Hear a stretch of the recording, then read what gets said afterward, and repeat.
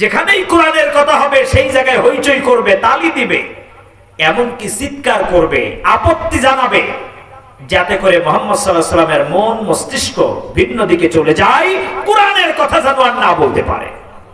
প্রিয় দিনী ভাইরা আমার, আজও পৃথিবীর বুকে আবু জাহেলের উত্তরসূরিরা কোরআনের কর্মীদের নামে মিথ্যা অপবাদ দিয়ে দিয়ে তাদের মন মস্তিষ্ক কোরআন থেকে বিকৃতি ঘটিয়ে অন্যদিকে নিয়ে যাওয়ার পায়তারা চালাচ্ছে, কিন্তু পারবে না। জোরে বলুন পারবে, আরো জোরে বলুন পারবে। অসম্ভব। আবু জাহেল যখনই দেখলো যে মানুষেরা লিতুখরিজান নাস মিনাজ যুলুমাতি ইলান নূর, অন্ধকার ছেড়ে সব আলোর দিকে চলে যাচ্ছে, এই অন্ধকার কি যেন তেন অন্ধকার? আর একটু জোরে বলেন, এই অন্ধকার মানে কোন অন্ধকারকে বোঝানো হয়েছে বলুন তো? আইয়ামে জাহেলিয়া। আর একটু জোরে বলেন। এখন আসুন, আইয়ামে জাহেলিয়াতের অন্ধকারটা কেমন ছিল? এই পৃথিবীতে এনি টাইম একই টাইম অসংখ্য নবী, আম্বিয়াই কেরাম, নাবিগিনের বহু বচন হলো আম্বিয়া, অঞ্চল ভিত্তিক আঞ্চলিক নবী, কম ভিত্তিক নবী এই পৃথিবীতে ছিল। মনে করেন আমাদের বাগেরহাট জেলার জন্য একজন, খুলনা জেলার জন্য আরেকজন, পাশে আপনার যশোর জেলার জন্য আরেকজন, এরা অঞ্চল ভিত্তিক নবী ছিল। কিন্তু একটা টাইম ছিল এই পৃথিবীতে একজন নবীও ছিল। আরো জোরে বলেন। সেই সময়টা কোন টাইম থেকে? 33 খ্রিস্টাব্দে। কত খ্রিস্টাব্দে? 33 খ্রিস্টাব্দে ঈসা রূহুল্লাহর তিরোধান। কত খ্রিস্টাব্দে? 33 খ্রিস্টাব্দে ঈসা রূহুল্লাহর তিরোধান। মুহাম্মদ সাল্লাল্লাহু আলাইহি ওয়াসাল্লাম পৃথিবীতে আগমন করেন 570 খ্রিস্টাব্দে। এখন 570 থেকে আপনি 33 কে মাইনাস করেন, তাহলে কত হয়? মোবাইলের ক্যালকুলেটর বের করতে হবে।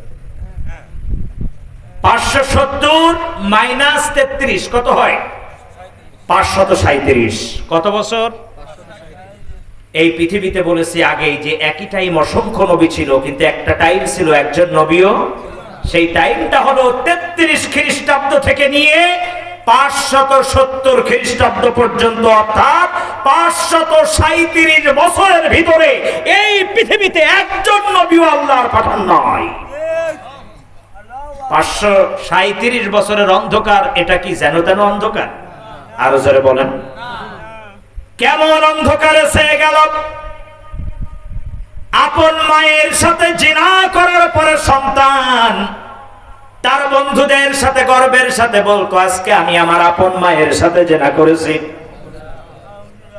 মা তার প্রতিবেশী মহিলাদের সাথে বলতো, আজকে আমি আমার আপন সন্তানের সাথে জিনা করেছি। জোরে বলুন নাউযুবিল্লাহ। যে যত বেশি হত্যা করতে পারত সে ওই সমাজের ভিতরে সবচেয়ে সাহসী ব্যক্তি ছিল। যে যত বেশি ধর্ষণ করতে পারত ওই সমাজের ভিতরে সে ছিল সবচাইতে বড় বীর পুরুষ। তারপরও নাউযুবিল্লাহ বলবেন না? আচ্ছা বলুন তো, এই অন্ধকারাচ্ছন্ন সমাজ আজও কি আর পৃথিবীতে আসছে? একটু পরে যদি বলেন হ্যাঁ আছে, তাহলে কিন্তু ফাইন হবে। কেবল বলেছেন না, আসুন তো আছে কিনা আমরা একটু কোরআন থেকে দেখি। কোন দেশ, এটা নিজে নিজে বুঝে নেবেন যে ওর সে আরো অন্ধকার বেশি বর্তমান পৃথিবীতে এমনও দেশ আছে। ওই জামানায় তারা ধর্ষণ করেছে, এর মামলা ছিল, কিন্তু ওই জামানার মানুষ শিশু ধর্ষণ করেছে এরকম কোন ইতিহাস পাবেন না। কথা কি বুঝতেছেন? 228টা দেশের ভিতরে এমনও দেশ আছে যে দেশের প্রতিটা জেলার প্রতিটা কোর্টে শিশু ধর্ষণের মামলা আছে না নয়? তাহলে এদিক থেকে ওই জাহেলিয়াতের তুলনায় এই জাহেলিয়াত আরো বেশি অন্ধকার, কারণ ওরা শিশু ধর্ষণ করে নেই। গেল একটা। 2 নাম্বার, মাত্র 2-3টা পয়েন্ট বলে আমি আবার মূল আলোচনায় চলে যাব। 2 নাম্বার বিষয় হলো, জাহেলিয়াত যুগে একজন আরেকজনকে হত্যা করেছে, দৃষ্টান্ত আছে। কিন্তু রাতের বেলায় একটা মানুষ ঘুমাতে গেছে, সকাল হওয়ার পরে তাকে আর খুঁজে পাওয়া যায় নাই। এটাকে কি বলে? গুম। জাহেলিয়াত যুগে কোন মানুষ গুম হয়েছে এরকম একটা ইতিহাস দেখাতে পারবেন না। হত্যা হয়েছে কিন্তু কি হয় নাই? গুম হয় নাই। 228টা দেশে এমনও দেশ আছে পৃথিবীতে যে এখনো পর্যন্ত সন্তান তার পিতার অপেক্ষায় আছে। এবার আসুন, ওরা ধর্ষণ করেছে ইতিহাস আছে, কিন্তু ডাকাতি করতে গেছে। ডাকাতি করতে যাওয়ার পর ডাকাতি করেছে, সন্ত্রাসী করেছে, ঠিক আছে, কিন্তু ডাকাতি করতে যে দেখেছে যে এই বাড়ির পুতির বউটা খুব সুন্দরী, স্বামীকে বাঁধো, শ্বশুর শাশুড়িকে আর এক রুমে আটকাও, এরপরে ধর্ষণ করো। ধর্ষণ করার পরে তাকে হত্যা করো। ওরা ধর্ষণ করেছে, করে চলে আসছে, ডাকাতি করতে গেছে, ডাকাতি করে নিয়ে চলে আসছে, কিন্তু ডাকাতি করতে গিয়ে সুন্দরী মহিলার উপরে ঝাঁপিয়ে পড়েছে, শেষ পর্যন্ত তাকে হত্যাও করে আসছে। এরম নজির খুঁজে পাওয়া? জোরে বলেন।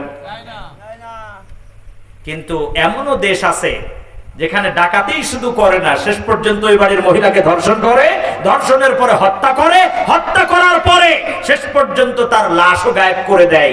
এরকম দেশ আছে না নাই? ওই জাহেলিয়াতের তুলনায় বর্তমান বাংলাদেশের জাহেলিয়াত আরো বেশি অন্ধকার। জোরে বলুন ঠিক কিনা? কাজেই ওই জাহেলিয়াতকে আল্লাহর হাবিব যে কোরআন দিয়ে চিরদিনের জন্য বিদায় করে দিয়েছিল, ও বাংলার মুসলমান, আজকের তাফসীর মাহফিল থেকে ডিসিশন গ্রহণ করতে হবে। বুকের তাজা রক্ত বিলিয়ে দিয়ে এই বাংলাদেশের অন্ধকারকে দূর করে কোরআনের আলোয় আলোকিত করবার জন্য আবার যদি জীবন দিতে হয়, শহীদ হতে হয়, যদি ডাক আসে, কে কে প্রস্তুত আছেন? দুহাত তুলে আল্লাহকে দেখাও।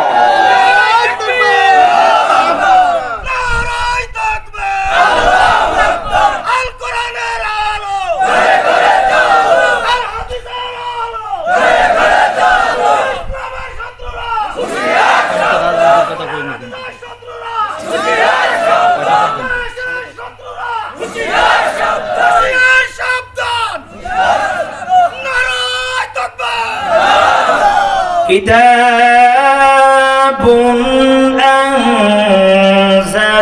أنزلناه إليك لتخرج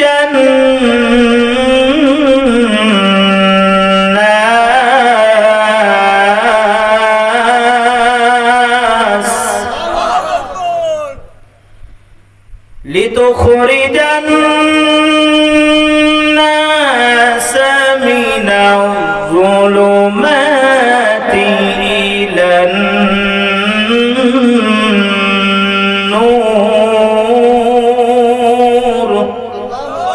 আল্লাহ তাআলা বললেন, ও নবী, আপনি অন্ধকার থেকে মানুষকে কোথায় ডাকবেন? আরো জোরে বলেন। এখন এই দায়িত্ব পালন করবে কারা? মুহাম্মদ সাল্লাল্লাহু আলাইহি ওয়াসাল্লাম তো দুনিয়াতে নাই। এই দায়িত্ব কাদের? ফিল আরদি খলিফা। আমরা যারা খলিফা, কার নির্বাচিত খলিফা? আরো জোরে বলেন, আল্লাহ। আমার প্রিয় দিনী ভাইয়েরা, যারা না বুঝে কোরআনের সাথে দুশ্মনী করেন, আমি আপনার শত্রু নই, আমি আপনার শুভাকাঙ্ক্ষী, আমি আপনার বন্ধু, আপনাকে জাহান্নাম থেকে বাঁচাতে চাই। ভালো করে খেয়াল করুন, আপনাকে আমি কিয়ামতের ময়দানে ফিরাউনের কাতারে আপনাকে দাঁড় করাতে চাই না। কারণ কিয়ামতের মাঠ যখন সংগঠিত হবে, আল্লাহ তাআলা যখন বলবেন, অন্তাজুল ইয়াউমা আইয়ুহাল মুজরিমুন, আজকের সব দলে দলে কি হয়ে যাও, পৃথক হও, চোরের লাইনে চোর দাঁড়াও, জালিমের লাইনে জালিম দাঁড়াও, ডাকাতের লাইনে ডাকাত দাঁড়াও। স্বৈরাচার অত্যাচারী শাসকের লাইনের সামনে যিনি নেতৃত্বে দাঁড়াবেন তার নাম হলো ফেরাউন। তার নাম কি? আর আপনার আমার লাইনের আশাবাদী আমরা, যিনি নেতৃত্ব দিবেন তার নাম কি? মুহাম্মাদুর। এখন রাসূলুল্লাহ সাল্লাল্লাহু আলাইহি ওয়াসাল্লাম যে ইসলাম রেখে গিয়েছেন দান দান মোবারক শহীদ করে, আপনি সেই ইসলামের বিপক্ষে কাজ করবেন আর আশা করবেন যে মুহাম্মদ সাল্লাল্লাহু আলাইহি ওয়াসাল্লাম আমার শাফায়াত করবেন, এর চাইতে পোড়া কপাল বোকামি মানুষ আর কেউ থাকতে পারে না। প্রিয় দিনী ভাইরা আমার, বিশ্বনবী মুহাম্মদুর রাসূলুল্লাহ সাল্লাল্লাহু আলাইহি ওয়াসাল্লাম যখন মানুষদেরকে কোথা থেকে ডাকতেছেন? কথা বলেন। অন্ধকার থেকে আলোর দিকে। মিজাজ খারাপ কার? আবু জাহেলের। কেন? আবু জাহেলের লস হবে। মুহাম্মদ সাল্লাল্লাহু আলাইহি ওয়াসাল্লাম যদি ক্ষমতায় যায়, সমাজ পরিচালনা করে, তাহলে লস কার? আবু জাহেল দেখলো দ্রুত আবার মিটিং ডাকো। আবার মিটিং ডাক দিল। কোন জায়গায়? একটু আওয়াজ দিয়ে বলেন, কোথায় মিটিং ডাকলো? আবার সংসদে। সেই জায়গায় এক একজনের মতামত চাইল। কেউ বলল তাকে এলাকা থেকে বের করে দাও, কেউ বলল তাকে দেশ থেকে বের করো। আবু জাহেল বলল তোমাদের মাথা খারাপ। কারণ মুহাম্মদ সাল্লাল্লাহু আলাইহি ওয়াসাল্লাম এমন একজন মানুষ, ও যেখানে যাবে ওই জায়গায় যে কোরআনের আলো ছড়ায় দেবে। জোরে বলুন আল্লাহু আকবার। আপনি যদি মুহাম্মদ সাল্লাল্লাহু আলাইহি ওয়াসাল্লামের উম্মত হন, আপনি দেশে থাকতে পারবেন না, বিদেশে যাবেন, ওখানেও যে আপনি বসে থাকবেন না। আপনি বাইরে থাকতে পারবেন না, চার দেয়ালের ভিতরে যাবেন, ওখানেও যে কোরআনের আইনের কথা বলবেন। এর মুহাম্মদ সাল্লাল্লাহু আলাইহি ওয়াসাল্লামের উম্মতের কাজ। আবু জাহেল বলল, শোনো, ওসব বাদ, ডিসিশন আমি একটা নিয়েছি। 3 দফা কর্মসূচি। জোরে বলেন, কয় দফা? আরো জোরে বলেন। আল্লাহ তাআলা সেই 3 দফা কর্মসূচি আমাদেরকেও জানিয়ে দিলেন, শোনো, তোমরা যারা মুহাম্মদ সাল্লাল্লাহু আলাইহি ওয়াসাল্লামের উম্মত হবে, এই 3 দফা কর্মসূচি তোমার জীবনেও বাস্তবায়ন হবে। আমরা বললাম, আল্লাহ তাড়াতাড়ি বলো বিষয়টা কি। আল্লাহ বললেন, وَإِذْ يَمْكُرُ بِكَ الَّذِينَ كَفَرُوا لِيُثْبِتُوكَ أَوْ يَقْتُلُوكَ أَوْ يُخْرِجُوكَ وَيَمْكُرُونَ وَيَمْكُرُ اللَّهُ وَاللَّهُ خَيْرُ الْمَاكِرِينَ। আল্লাহ তাআলা বললেন, সেই সময়ের কথা স্মরণ করো যখন ওরা দারুন নাদোয়ায় মিটিং ডেকে ডিসিশন নিয়েছিল। 1 নম্বরে, লিউস বিতুকা, ওরা আপনাকে আটকিয়ে রাখবে। ওরা আপনাকে কি করবে? যখন কোন দিক থেকে আর মুহাম্মদ সাল্লাল্লাহু আলাইহি ওয়াসাল্লামকে নিস্তব্ধ করা যাচ্ছে না, তখন আবু জাহেলরা সংসদে কি ডিসিশন নিল? আল্লাহর হাবিবকে বন্দী করতে হবে কিছুদিনের জন্য। যদি বন্দী করা যায় তাহলেই আমরা সাকসেস। আল্লাহর হাবিব রাহমাতাল লিল আলামিন সহ একজন নয়, দুইজন নয়, 53 জনকে তারা বন্দী করে নিল। অ্যারেস্ট হলো একসাথে 53 জন। তার ভিতরে 7 জন ছিল নারী, 2 জন ছিল শিশু। 7 জন নারী এবং 2 জন শিশু। আপনাদের কাছে আমার প্রশ্ন, মুহাম্মদ সাল্লাল্লাহু আলাইহি ওয়াসাল্লাম অ্যারেস্ট হলো, আবু জাহেলের দুম্বা দখল করে নিছিল নাকি? জমি জায়গা দখল করছিল? ঘর বাড়ি হানা দিয়েছিল? অপরাধ একটাই, আল্লাহর কোরআন দিয়ে অন্ধকারের ভিতরে নিমজ্জিত মানুষগুলোকে আলোর দিকে আহ্বান করেছিল। জোরে বলুন, ঠিক কিনা?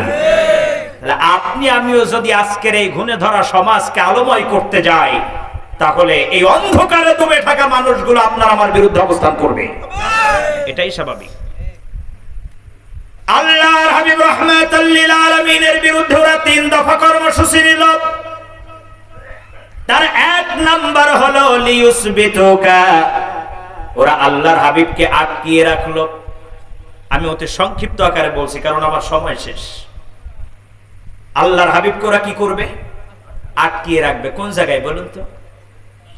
শিহাবে আবি তালিব কারাগার, সেন্ট্রাল কারাগার। এইখানে আল্লাহর হাবিবকে বন্দী করা হলো। কয়জন? তাহলে বোঝা গেল আল্লাহর হাবিব আবু জাহেলের সাথে অন্য কোনো দুশমনী ছিল না। একটা জায়গায় সংঘর্ষ ছিল, সেটা হলো আবু জাহেল মানব রচিত আইন দিয়ে এই সমাজকে পরিচালিত করত, আর মুহাম্মদ সাল্লাল্লাহু আলাইহি ওয়াসাল্লাম আল্লাহর কোরআন দিয়ে এই সমাজকে পরিচালনার কথা বলেছে। এটাই ছিল অপরাধ। জোরে বলুন, ঠিক কিনা? প্রিয় দিনী ভাইরা আমার, 53 জন যখন গ্রেফতার হয়ে গেল, অপরাধ হলো একটাই, লিতুখরিজান নাস, মানুষকে আলোর দিকে আহ্বান করেছে। 53 জন গ্রেফতার হওয়ার পরে প্রথম বছর মোটামুটি ছিল ভালো, পানি সরবরাহ ছিল, দেখা সাক্ষাৎ ছিল। কিন্তু মজার বিষয় হলো আল্লাহর হাবিবকে গ্রেফতার করার পর বাহিরের জেলের বাইরের যে মানুষগুলো ছিল তারা বলতো এর মতন ভালো মানুষ আর হয় না, আমাদের সরকার বাহাদুর আবু জাহেল ভালো মানুষটাকে গ্রেফতার করে রেখে দিয়েছে। তার মানে বাহিরে আল্লাহর হাবিবের জনপ্রিয়তা আরো বেড়ে গেল। একটু জোরে বলুন না আল্লাহু আকবার। মুহাম্মদ সাল্লাল্লাহু আলাইহি সাল্লামকে জনগণ থেকে বিচ্ছিন্ন করার জন্য চেষ্টা করেছে, কিন্তু জনগণের ভিতরে আরো মহব্বত বেশি সৃষ্টি কে করে দিয়েছেন? আরো জোরে বলেন। আজকের আলেমদেরকে বিভিন্ন ভাবে মিথ্যা অপবাদ দিয়ে জনগণ থেকে বিচ্ছিন্ন করার জন্য কাউকে ধর্ষণের মামলার আসামি বানিয়েছে, কাউকে বানিয়েছে মানবতা বিরোধী, কিন্তু জনগণ থেকে আলেমদেরকে বিচ্ছিন্ন করা সম্ভব হয় নাই, কিয়ামত পর্যন্ত হবে না। জোরে বলুন ঠিক কিনা? প্রিয় দিনী ভাইরা, বরং শুনুন ও আমার যুবক ভাইরা, যারা না বুঝে আলেমদেরকে গালি দাও, জমিন কিন্তু সাক্ষী। কিয়ামতের মাঠে দাঁড়াতে হবে, জবাব কিন্তু দিতে হবে।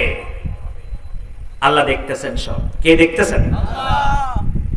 বিশ্বনবী সাল্লাল্লাহু আলাইহি ওয়াসাল্লাম 53 জন ভিতরে আল্লাহ দেখতেছেন না? আল্লাহ দেখতেছেন।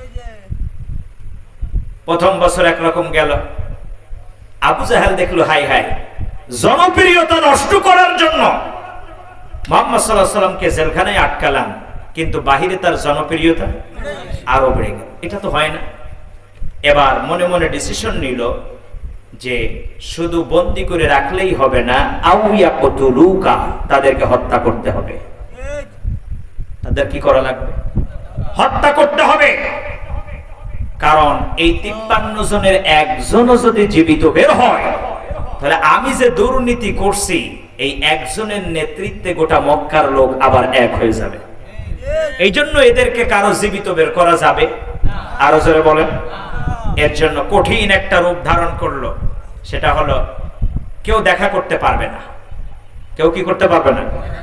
জেল গেটে কেউ দেখা করতে পারবে না। যে দেখা করতে যাবে তাকেই অ্যারেস্ট করা হবে।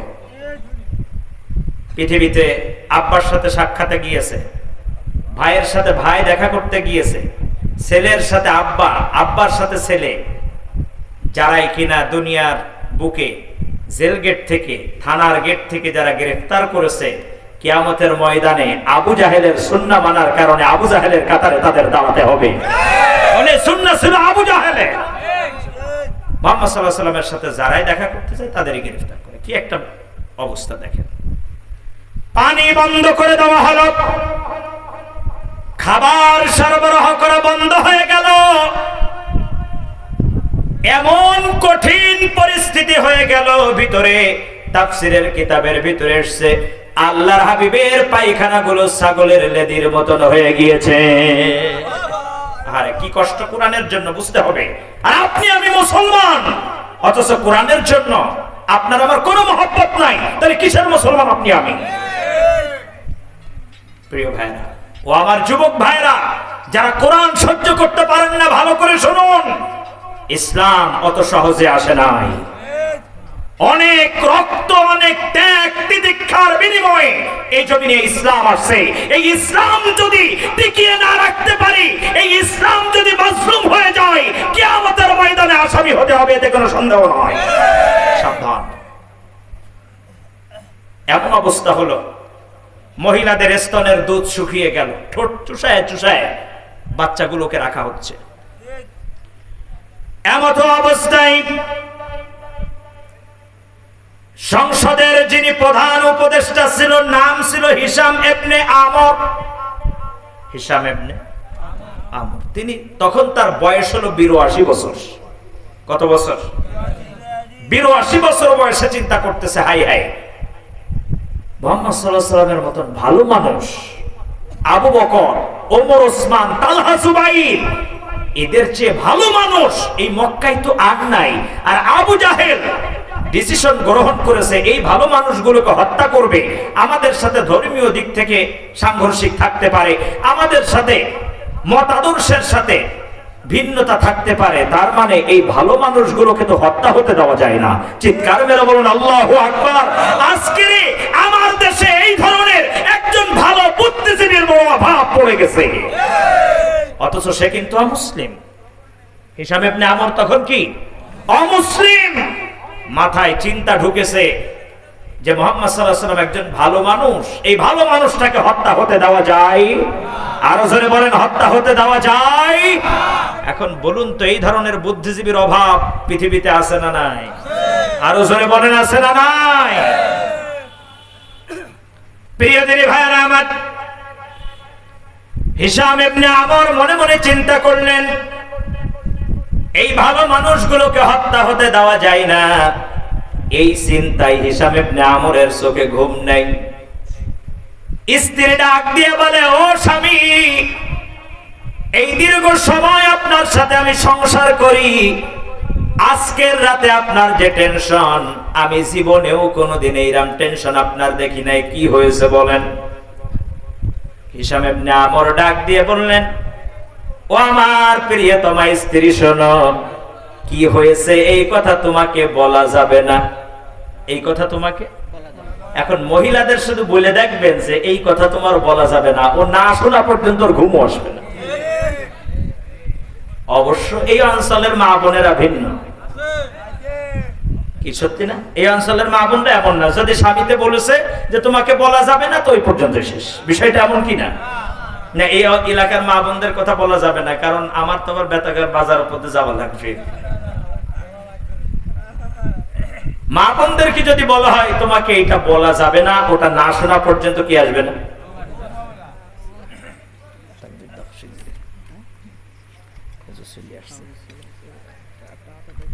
লিল্লাহি তাকবীর।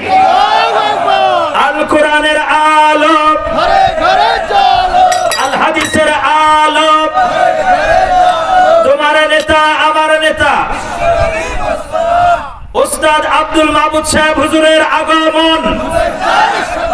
আসসালাম, স্বাগতম। বেতাগা দক্ষিণ পাড়া পাখির মোড় এলাকাবাসীর পক্ষ থেকে লাল গোলাপ শুভেচ্ছা। লিল্লাহি তাকবীর।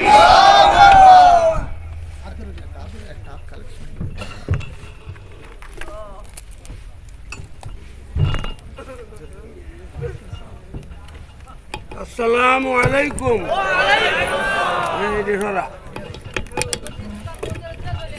জি, ভালো আছেন সবাই?